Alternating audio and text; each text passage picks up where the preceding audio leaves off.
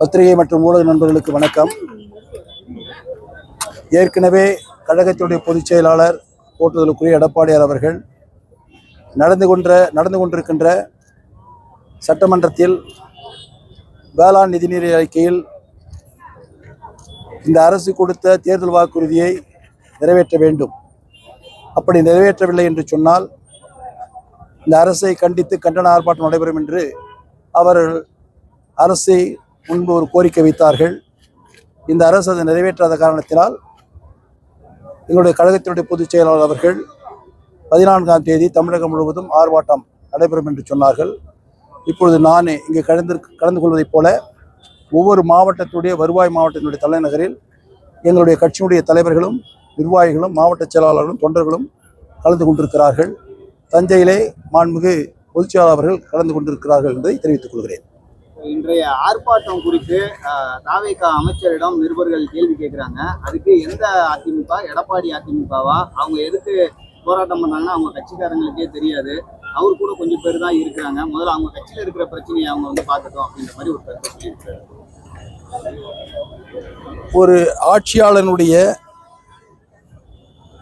ஆட்சியினுடைய பிரதிநிதியாக இருக்கின்ற ஒரு அமைச்சர் ஒரு ஆட்சிக்கு எதிரான ஒரு கண்டன ஆர்ப்பாட்டத்தை முன்னின்று நடத்துகிறார் என்று சொன்னால் அதன் மீது அவர்கள் இந்த அரசு ஏற்கனவே செய்திருக்கிறது என்று சொல்லியிருக்க வேண்டும், அல்லது நாங்கள் செய்வோம் என்று சொல்லியிருக்க வேண்டும்.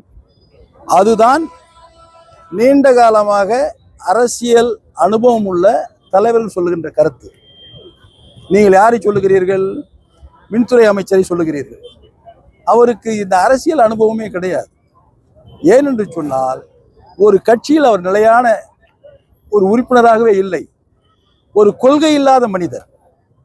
எங்கெல்லாம் நிலம் கிடைக்கிறதோ அங்கெல்லாம் ஓடி போய் நிற்கக்கூடியவர். எங்கெல்லாம் வாய்ப்பு கிடைக்கிறதோ அங்கெல்லாம் வாய்ப்பு தேடி ஓடக்கூடியவர். அவருடைய வரலாறை பாருங்கள். எங்கிருந்து எங்கு ஓடி இருக்கிறார்? எங்களிடத்தில் கூட இருந்தார். நாங்களும் அவருக்கு வேலை கொடுத்தோம். இப்படி பல இடங்களில் சென்றவர். பாரதிய ஜனதா கட்சியில் இருந்தார், பல இடங்களில் சென்றார். இப்பொழுது அங்கு யாரும் இல்லாத நேரத்தில் அவர் போனார், வாய்ப்பு கிடைத்தது. அந்த வாய்ப்பை பயன்படுத்தி கொண்டு ஒரு அரசியல் பக்குவத்தோடு ஒரு கேள்வி கேட்கின்ற பொழுது இது நாட்டினுடைய பிரச்சனை, கட்சி பிரச்சனை இல்லை. எங்க கட்சி எங்க கிட்ட இருக்கு, உனக்கு எதுக்கு அந்த கவலை? நாங்க தான் கவலைப்படணும். நீ கவலைப்பட வேண்டிய அவசியமே கிடையாது. நீங்க கவலைப்படுறது என்ன? மக்களை பத்தி கவலைப்படணும். ஏன்னா நீங்க ஆட்சியில் இருக்கிறீங்க, உங்ககிட்ட பொறுப்பை கொடுத்துருக்குறோம். இன்னைக்கு வாக்களித்து முதலமைச்சராக இருக்கின்ற மாண்புமிகு முதலமைச்சர் திரு விஜய் அவர்கள் உங்களை நம்பி எவ்வளவு பெரிய துறையை கொடுத்திருக்காரு. அடுத்தது அரசின் சார்பாக பதில் சொல்லக்கூடிய இடத்துல வாய்ப்பும் செய்தி தொடர்பாளர் கொடுத்திருக்காரு. அப்படி கொடுத்திருக்கிற இந்த நபர் ஏனென்று சொன்னால் இவ்வளவு கீழ்த்தரமான கருத்துக்களை சொல்லக்கூடியவரை ஒரு அமைச்சர் என்று சொல்வது கூட எனக்கு வெட்கமாக இருக்கிறது. இப்படிப்பட்ட நபர் முதலில் புரிந்து கொள்ள வேண்டும். கேட்கின்ற கேள்வி என்ன, எங்கிருந்து வருகிறது, அதற்கு எப்படி பதில் சொல்ல வேண்டும் என்று அவர் தெரிந்து கொள்ள வேண்டும். அரசியல் முதிர்ச்சி இல்லாத காரணத்தினால் ஏதேதோ பிளட்டி கொண்டிருக்கிறார். தமிழ்நாடு முழுவதும் மின் கட்டணம் வந்து அதிகரிச்சிருக்கு. எல்லாருக்கும் வந்து கடந்த 3 மாதங்கள்ல இருந்த பில்லை விட இப்ப ரொம்ப பன்மடங்கு அதிகமா இருக்குது. மிகப்பெரிய அளவில் ஒரு குற்றச்சாட்டா முன்வைக்கப்படுது. அது கேட்ட பொழுதுதான் அவங்க சொன்னாங்க, கூடுதலா வந்திருக்க, தவறி வந்திருக்கோம், அடுத்த மாசம் கழிச்சிக்கலாம். இந்த கடன் வாங்கும்போது எப்ப கம்மியா கொடுத்துருக்குன்னா நான் அடுத்த மாசம் சேர்த்து கொடுக்குன்னு சொல்லுவாங்கல்ல, அது மாதிரி ஒரு மின்சாரத்துறையை சேர்ந்த ஒரு பயனாளி வந்து இவ்வளவு கூடுதலான கட்டணம் வந்திருக்குன்னா நடவடிக்கை எடுக்கிறோம், எங்க தவறு நடக்குதுன்னு பார்ப்போம், உடனடியாக உங்களுக்கு அது சீர் செய்து கொடுக்கப்படும் தான் சொல்ல முடியுமா வழிய அடுத்த மாசம் கழிச்சிக்கணும் எப்படி கழிச்சிக்கிறது? இப்படியாப்பட்டவங்களை எல்லாம் அமைச்சராக போட்டிருக்காரு இந்த மாண்புமிகு முதலமைச்சர் அவர்கள். வெட்கக்கேடு. தொடர்ச்சியா இந்த 3 மாசத்துக்குள்ள ஆட்சி பொறுப்பேற்ற 3 மாசம் இப்ப சொத்து வரியும் குறைத்திருக்காங்க. எல்லாருமே எல்லா அரசு அலுவலர்களும் கொண்டு சொல்றாங்களே, ஊடகங்களுக்கு சொல்றாங்களே, 3000 ரூபாய் கட்டினது இப்ப 24,000 ரூபாய் வந்துருச்சுன்றாங்களே, 9,000 ரூபாய் கட்டினது 24,000 ரூபாய் 3 மடங்கு அதிகரிச்சுன்னு சொல்றாங்களே, 1,500 ரூபாய் கட்டினது 4,500 ரூபாய் வந்துருச்சு சொல்றாங்களே, 3 மடங்கு அதிகரிச்சுன்னு சொல்றாங்க. அதனால வந்து அவர்கள் அதிகாரிகள் சொன்னாலும் இது மேல இருந்து வருது, மேல இருந்து சொன்னாங்க நாங்க செய்யறோம், நீங்க டைரக்டர் பாருங்க, அசிஸ்டன்ட் டைரக்டர் பாருங்க, இப்படி தவிர்க்கிறார்கள். கீழே இருக்கிற அந்த துறையினுடைய அலுவலர்கள் பதில் சொல்ல முடியாத நிலையிலே வருகின்ற பயனாளிகளுக்கு சரியான முறையில் அவர்களுக்கு கேள்விகளுக்கு பதில் சொல்ல முடியாத நிலையிலே அவர்கள் தடுமாறி கொண்டிருக்கிறார்கள். அதுதான் இந்த அரசினுடைய நிலைமை. போராட்டம் நடக்குது. சேலத்துல அதிருப்தியில் இருந்து தங்கமணி கலந்துட்டு இருக்காரு. ஆனா வீரமணியும் நத்த விஸ்வநாதன் கலந்துக்கல. அவங்க இந்த ஆர்ப்பாட்டத்தில் வீரமணி கலந்துக்கிட்டாரு. வேலுமணியும் நத்த விஸ்வநாதன் தெளிவா பேசுங்க.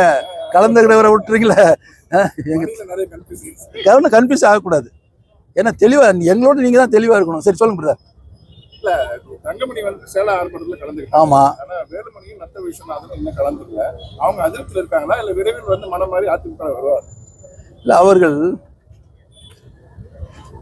நாங்கள் அவரை பற்றி அந்த தலைவர்களை பற்றி நான் எதுவுமே பேசவில்லை. ஆனால் ஒரு சூழ்நிலையில் இப்பொழுது பதில் சொல்ல வேண்டிய ஒரு நிலைமை வருகிறது. அன்பிற்குரிய சகோதரர் வேலுமணி அவர்களும் அண்ணன் விஸ்வநாதன் அவர்களும் எங்களுக்கு பொதுச் செயலாளர் எடப்பாடி தான் சொல்றாங்க. சந்தோஷம்.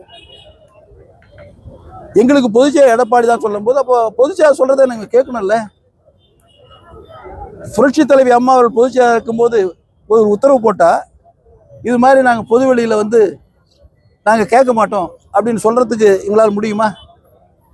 அப்போ பொதுச் செயலாளர் என்ற அந்தஸ்தில் இருக்கின்ற புரட்சி தலைவி அம்மா அவர்களை ஏற்றுக்கொள்ளக்கூடிய மனப்பக்குவம் இன்று பொதுச் செயலாளர் அந்த பொறுப்பேற்றிருக்கின்ற எடப்பாடியாரை ஏற்றுக்கொள்ளாததுக்கு என்ன காரணம்? பொதுச் செயலாளர் புரட்சி தலைவி அம்மா இடத்தில் கூட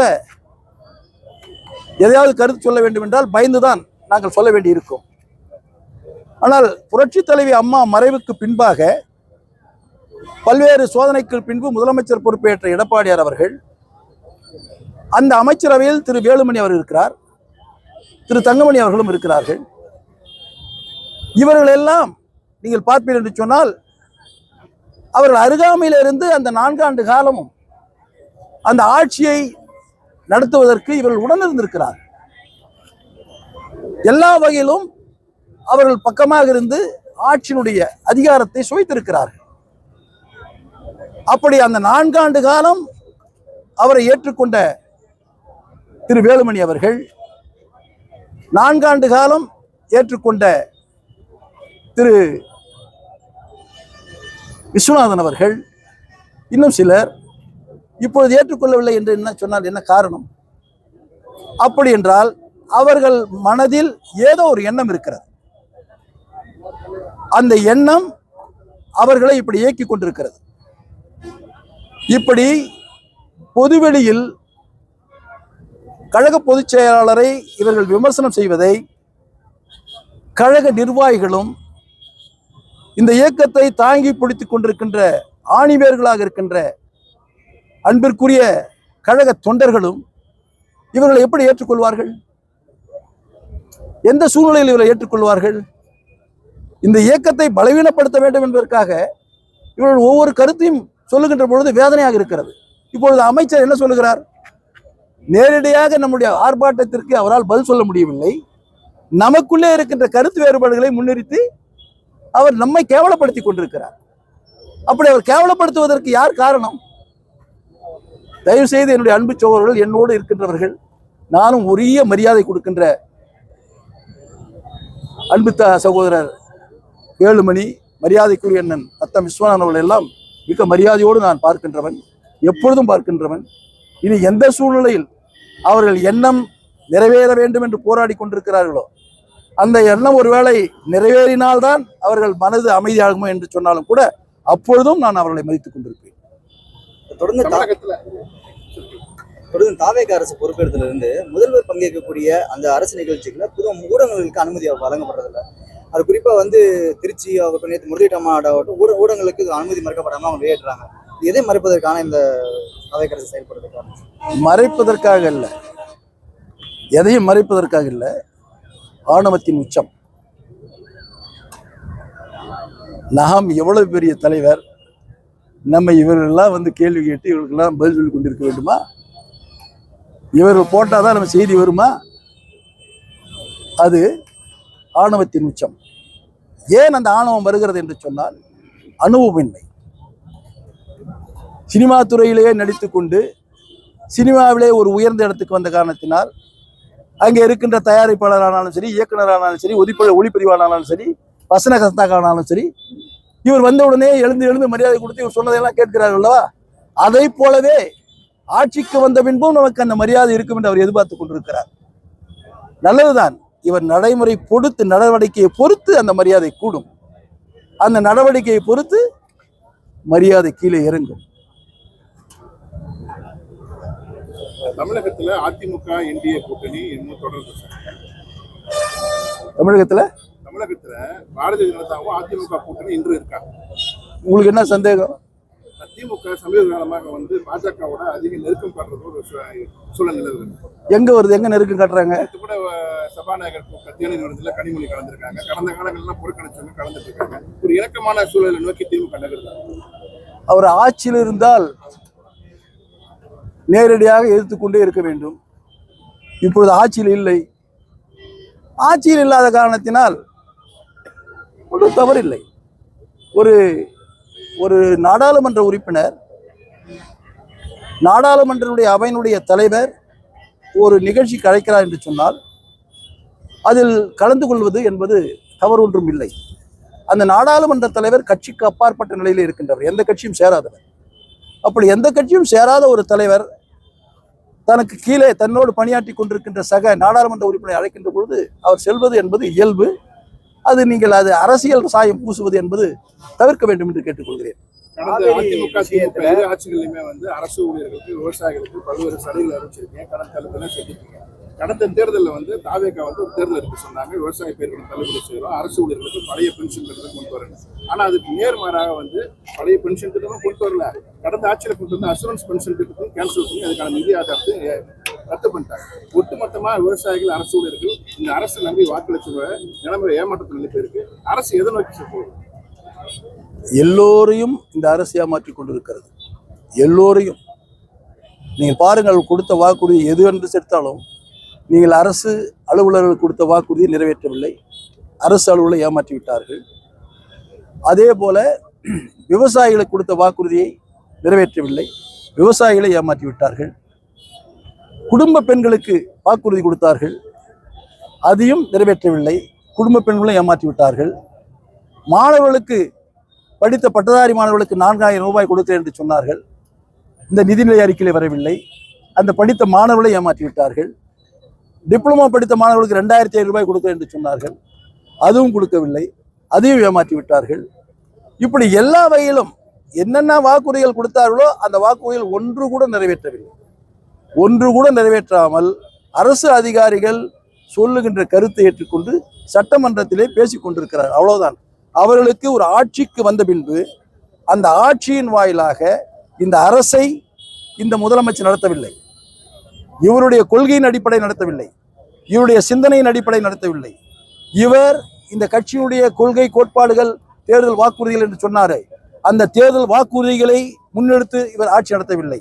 ஏதோ ஆட்சிக்கு வந்து விட்டார், அதிகாரிகள் சொல்லுகிறார்கள் கேட்டுக்கொண்டு அரசு அதிகாரி, அரசு அலுவலரை போல காலை 9 மணியிலிருந்து மாலை 5 மணி வரையில் அவர் பார்வைக்கு தெரிகிறார். 5 மணிக்கு மேல் பார்ப்பேன் என்று சொன்னால் மீண்டும் அடுத்த நாள் காலை 9 மணிக்கு தான் தெரிகிறார். யாரையும் சந்திப்பதில்லை. ஒரு முதலமைச்சருக்கு 24 மணி நேரம் பத்தாது. தயவு செய்து அவர் சிந்திக்க வேண்டும் என்று நான் கேட்டுக்கொள்கிறேன். விவசாயிகளுக்கு இந்த காவிரி பிரச்சனையில அனைத்து கட்சி கூட்டத்தை கூட்டணும்னு நீங்க தொடர்ந்து வலியுறுத்திட்டே வரீங்க. ஆனா அவங்க அந்த கூட்டத்துக்கு நடவடிக்கை எடுக்கல, விவசாய சங்க பிரதிநிதிகளையும் அழைத்து பேசல, பாதிக்கப்பட்ட டெல்டா பகுதிகளையும் பார்வையிடல. இந்த விஷயத்துல நமக்கு என்ன மாதிரியான பாதிப்பை ஏற்படுத்தும் முதல்வருடைய எந்த செயல்களா? இல்ல, அவரு இது வந்து ஒரு கூட்டு முயற்சி. ஏன்னா இது நாட்டினுடைய ஜீவாதார உரிமை. தஞ்சை டெல்டா விவசாய மண்ணாதான் தமிழ்நாடு மக்களுடைய வயிறு வந்து நிறையும். அதனால வந்து இவர் கௌரவமெல்லாம் பார்க்கக்கூடாது. என்னென்ன பிரச்சனைகளோ அந்த பிரச்சனைகளுக்கு அனுபவம் உள்ள தலைவர்களை, ஏற்கனவே அதிமுக ஆட்சி இருந்திருக்கு, 31 ஆண்டு காலம் ஆட்சி இருந்திருக்குது. இந்த காவிரி நதிநீர் பிரச்சனையில் முழு வழக்கையும் முன்னெடுத்து சென்றது அனைத்து இந்திய அண்ணா திராவிட முன்னேற்ற கழகம். அவருடைய ஆலோசனை கேட்க வேண்டும். அதே போல திராவிட முன்னேற்ற கழகமும் ஆட்சி இருந்திருக்கிறது, அவர்களுக்கும் இந்த பிரச்சனையில் நல்ல அனுபவம் இருக்கிறது, அவர்களையும் அழைத்து கேட்க வேண்டும். அதையோடு மட்டுமல்லாமல் இந்த காவிரி நதிநீர் பிரச்சனையில் நீண்ட காலமாக அனுபவம் உள்ள உயர் அதிகாரிகள், பொறியாளர்கள் இருக்கிறார்கள், அவர்களையும் கேட்டு அழைக்க வேண்டும். என்று சொன்னால் நீங்க திடீரென்று முதலமைச்சர் ஆகிவிட்டீர்கள், உங்களுக்கு அனுபவம் பத்தாது. இதுல வந்து நீங்கள் வந்து எந்த விதமான கூச்சமும் பட தேவையில்லை. நீங்கள் சிறிய வயது எல்லோரையும் அழைத்தார் என்று சொன்னால் சந்தோஷமாக வந்து உங்களுக்கு எல்லா விதமான ஆலோசனையும் சொல்லுவார்கள். நீங்கள் நடவடிக்கை எடுங்கள். பேர் உங்களுக்கு தான் வருகிறது. பேர் என்பதை விட இந்த நாட்டு மக்களை காப்பாற்றுவீர்கள். ஆனால் இப்பொழுது நீங்கள் ஆட்சி இருக்கின்ற இந்த சூழ்நிலையில் நாட்டு மக்களை காப்பாற்ற முடியாத ஒரு முதலமைச்சராக இருக்கிறார்.